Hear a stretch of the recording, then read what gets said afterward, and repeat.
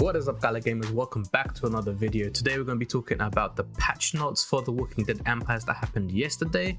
They have been patching and updating the game since the playtest has gone live, so here's everything you need to know about the recent patch changes. Now, with any Gala Games news, you need to head over to the Discord because that is where you get most of their news. But as you can see here, this is the patch notes for yesterday. They didn't post the patch notes for the previous day, so if you head over to my Twitter, you can find all the information you need about The Walking Dead and generally the Gala Games ecosystem. But if we go here, patch notes for the previous day was they updated chat errors, there was no more XP for placing constructions in the building HQ menu, and they changed the percentage in the crit rate in skills. So if you noticed when you were playing like 2 days ago, you were critting almost every single hit with handguns, melee, shotguns, any type of weapon, you were doing a lot of crit damage. But apparently there was a bug with the crit percentage chance on those skills, so that is why it is tuned back to normal, or probably this is what they normally intended it to be. But when we were playtesting the first couple of days, it was an insane boost to crit rate. So that was the patch notes for a couple of days ago. As always, go back to Smilinmonster and just give me a follow to keep up to date with all Web3 gaming news, mainly focusing on the Gala Games ecosystem. Let's head back over to Discord and go to the patch notes for yesterday. And you can see here, it's a post by Doug and it happened today at midnight for my time, which is UK. And if you scroll down, you can see what was changed. Now we have here, important, we have issue with the talent points where a few users have a different amount of points than before the update. This is going to be fixed tomorrow, Thursday, November 16th. Stay tuned. So that will be today in a couple of hours when maintenance happens today.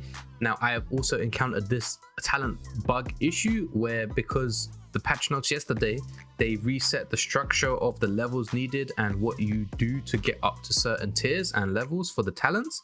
And I had roughly like 18 talent points saved up, but when they reset it, I had to use the 18 that I had saved up to get back to where I was.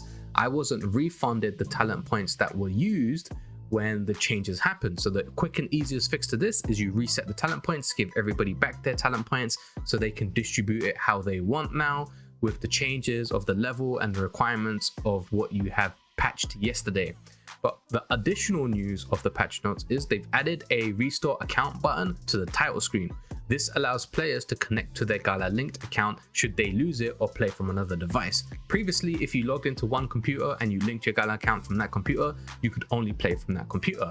Now you have the option to link it from other computers. For example, if you play at home, play at work, or you play on like an iPad and you go traveling, you now have the option to play with the same account on all these devices. This was quite annoying for some people because they have an active schedule. I did take several days off for the launch because they said you would keep both your levels, your masteries, and your currency, which is scrap. But they did backtrack on this as soon as the game playtest went live in the live stream that they did following hours after the launch of the playtest, which they said you will no longer be keeping scrap and you will no longer be keeping masteries. The only thing you will be keeping is levels, so keep that in mind while you're playing the playtest.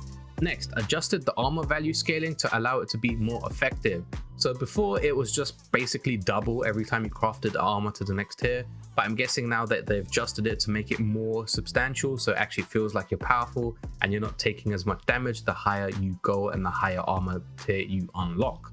Crafting constructs that increase crafting bench crafting levels no longer are shared between players. So there was a bug when you built headquarters right next to each other and you placed the crafting benches next to each other, that you would get a crafting level boost.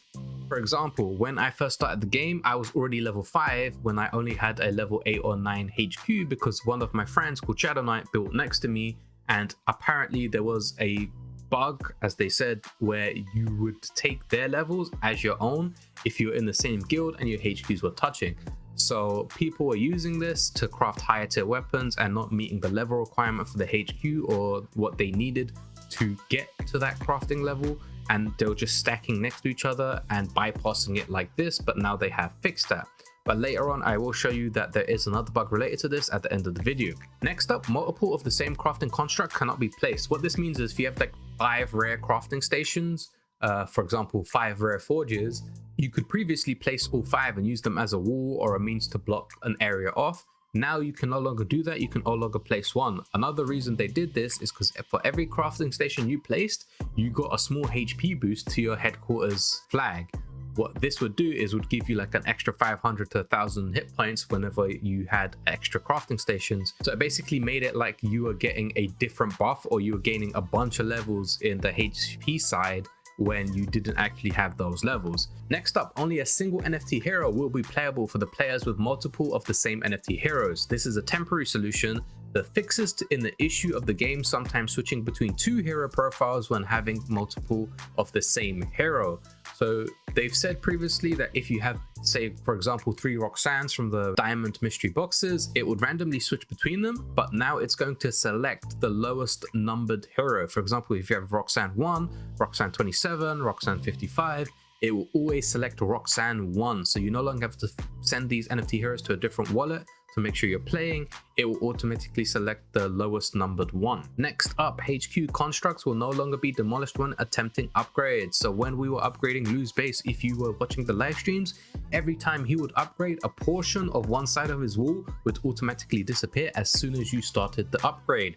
This made it so zombies could enter, and it wasn't an actual defense, it was a negative instead of a positive. We didn't have as many issues because we had several people, at least 5 to 6 there all times when upgrading, because people need that XP. But for people that are playing solo or in a small group, this could be detrimental, so it's a good thing to see that this has been changed. Moving on, leaderboards no longer show incorrect hero icons. Previously you were seeing like a white screen or a white black square or just the wrong hero for what the character was playing. Now they show the right icon with the right stats, which is good to see, so you know what the person is playing, what level they are, what they're doing, etc. Next up, the player requirement to unlock talent trees have been adjusted. Now this is what I was saying previously, where when they did that, this important information, some people are missing points, or some people had to use their points to go back to the level they previously were without being refunded the points.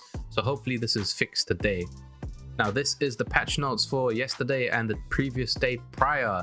Now let's move over to the game where I'll show you a current bug that is in place so the team can fix this. So here we are in game, and the bug that I was talking about is if you look in this corner here, you can place double crafting stations or some of the crafting items that you need to increase your HQ level. For example, you can see I've got a dummy here and a dummy here. You should only be able to place one dummy.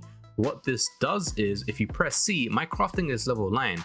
My crafting level should only be 5 or 6, and I need to upgrade my HQ to level 24 to get the next item needed to upgrade it to level 6.